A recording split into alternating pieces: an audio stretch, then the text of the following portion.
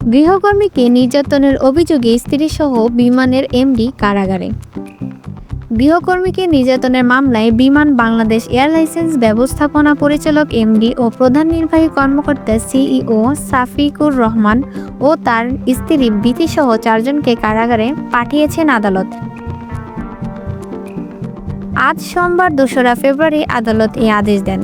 11 বছরের শিশু গৃহকর্মীকে নির্যাতনের এই মামলার অপর 2 আসামি হলেন সাফিকুর রহমানের বাসার আরও 2 গৃহকর্মী রূপালী খাতুন এবং মোসাম্মদ সুফিয়া বেগম।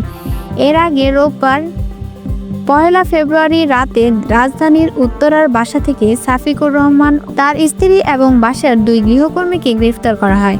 অভিযোগ রয়েছে, সাফিকুর রহমানের বাসায় একটি শিশু গৃহকর্মীর কাজ করে।